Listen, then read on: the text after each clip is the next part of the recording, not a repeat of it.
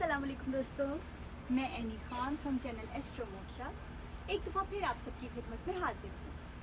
दोस्तों, आज जो हमारा टॉपिक है वो है a regulated nervous system is a blessing.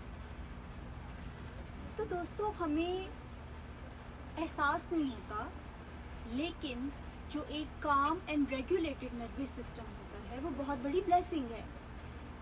ख़ास तौर पर जब किसी ने ट्रोमा देखा हो, किसी ने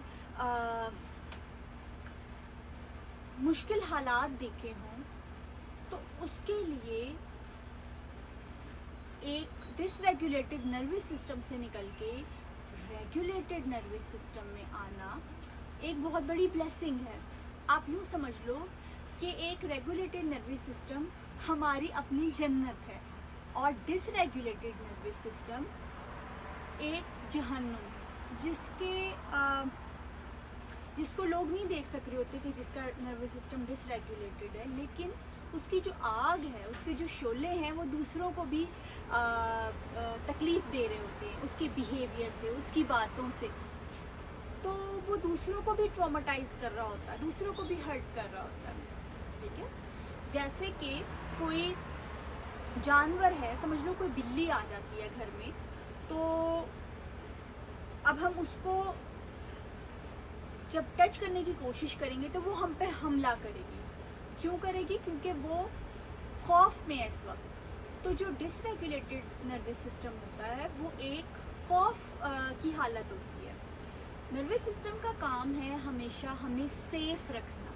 ठीक है, नर्वस सिस्टम चाहता है कि हम सेफ रहें, हमारी बका चाहता है, हमारा कायम रहना। उसके जो मेन टास्क है उसमें ये है कि हम कायम रहें, हमारी बका रहे। यानी जब हम किसी ऐसी सिचुएशन में जा रहे हैं जिसमें हम अपने आप को अबेंडन कर रहे हैं, तो हमारा नर्वस सिस्टम उस वक्त ट्रिगर हो जाता है। उस वक्त हमारा नर्वस सिस्टम डिसरेगुलेटेड हो जाता है कि कुछ गलत हो रहा है। अबेंडन ना करो, उसको पीछे ना छोड़ो, उसको इरेज ना करो, उसको कायम रखो, अपनी सेल्फ को। ठीक है, तो हमें ये जो काम है, जो सुकून है, हमें इसमें रहने की आदत होती नहीं है। एक्चुअली ये हमारा मसला है कि जिन्होंने अपना बचपन कियास में गुजारा है, ट्रोमा में गुजारा है, हमारे नर्वस सिस्टम के लिए ये एक नॉर्म बन गया, एक नॉर्मल हालत बन गई है। ठीक है, अब हमें इसी हालत में रहने की आदत है। तो जब हम ऐसे लोगों के साथ होते हैं जो सेफ लोग हैं, जो हमें हॉट एंड कोल्ड ट्रीटमेंट नहीं देते, जो हमें साइलेंट ट्रीटमेंट नहीं देते, जो हमें स्टोन वॉल नहीं करते, हमारी इंसल्ट नहीं करते, हमें ये यकीन होता है कि हमारा रिलेशनशिप स्टेटस क्या है, हमें ये पता होता है कि दूसरा बंदा हमसे कितना सिंसियर है, हमें ये खौफ नहीं होता ये बंदा निकल के अभी हमें छोड़ के चला जाएगा, या हमें गेसिंग गेम नहीं है होती कि हम लोग पता ही करते रहें कि दूसरा हमारे बारे में क्या सोच रहा है। डबल मीनिंग हमें बात नहीं कर रहा होता, लाइक हम लोगों को कॉम्प्लीमेंट दे रहा है बट बैक हैंडेड कॉम्प्लीमेंट जिसमें हमारी इंसल्ट हो रही है, वो सारी चीज़ें नहीं हो रही। वो एक safe person.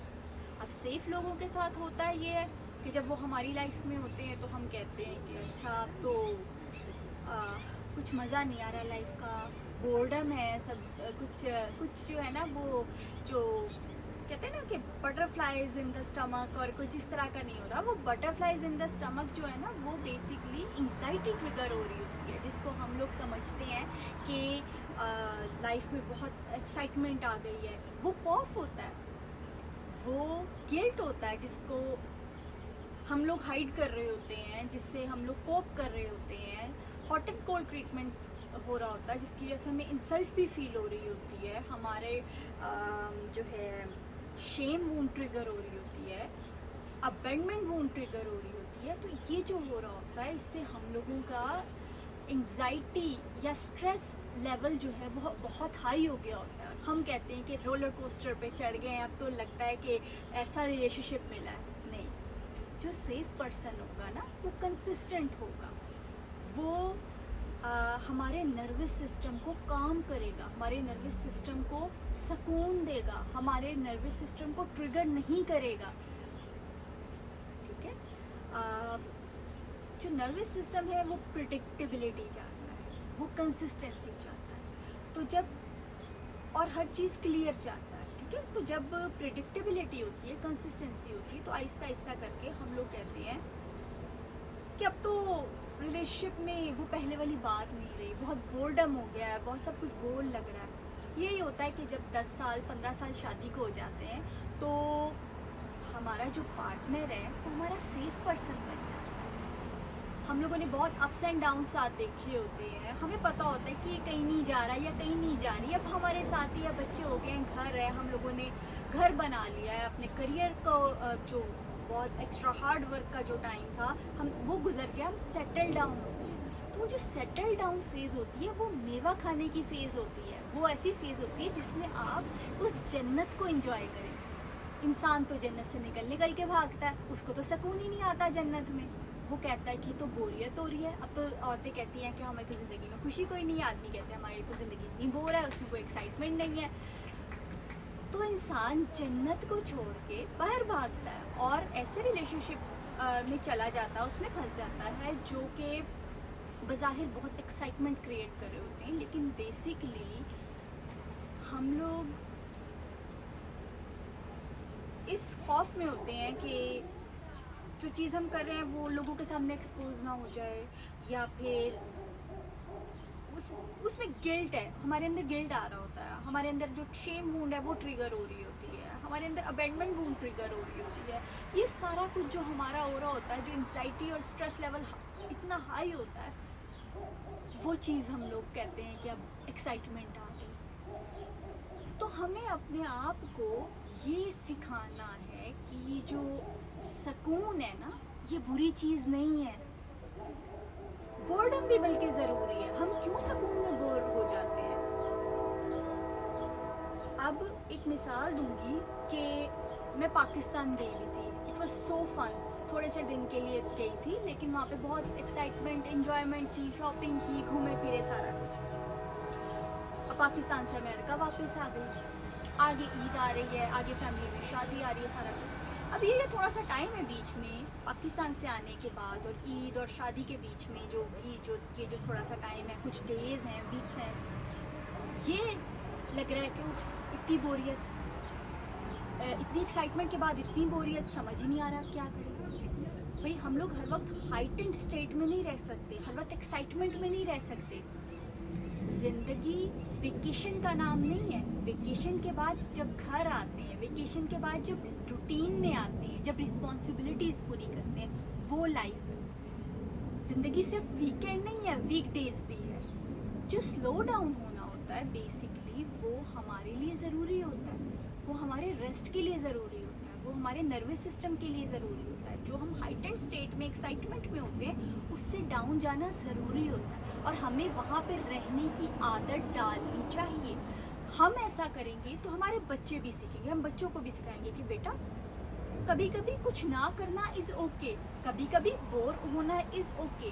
Boredom is not death. मतलब बच्चे तो ऐसे करते हैं आजकल कि ओह बोरियत से पता नहीं बर्दाश्त से बाहर हो गया है। क्यों बर्दाश्त से बाहर हो गया है? क्यों बोरियत से इतना ज़्यादा भाग रहे हैं हम लोग? बोरियत से इतना भाग रहे हैं कि हम रेकलेस बिहेवियर करेंगे। बोरियत से इतना भाग रहे हैं कि हम लोग ऐसी चीज़ें करेंगे जो हमारे लिए लॉन्ग टर्म नुकसानदेह होंगी। नहीं, उस बोरियत में, उस ठहराव में रुकना सीखें, उस खामोशी में रुकना सीखें। जो एक सकूत है उसमें रुकना सीखें, ठहरना सीखें।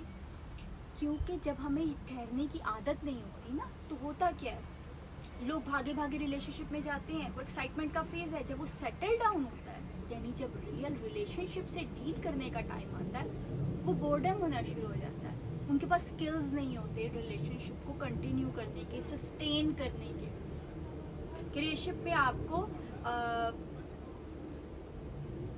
एवरीडे शो अप करना है, दूसरे के साथ प्रेजेंट, इमोशनल सेल्फ में प्रेजेंट रहना है, कंसिस्टेंट रहना है, कम्युनिकेट करना है। हमारे कम्युनिकेशन स्किल्स होने चाहिए। हमारे रिलेशनशिप में रिपेयरिंग के स्किल होने चाहिए कि रिलेशनशिप में कोई चीज़ डैमेज हो रही है, रिलेशनशिप में कोई ऐसा कॉन्फ्लिक्ट आ गया तो उसको रिपेयर करने के, कॉन्फ्लिक्ट सॉल्विंग स्किल्स होने चाहिए। तो ये सारा कुछ हमारे पास नहीं होता।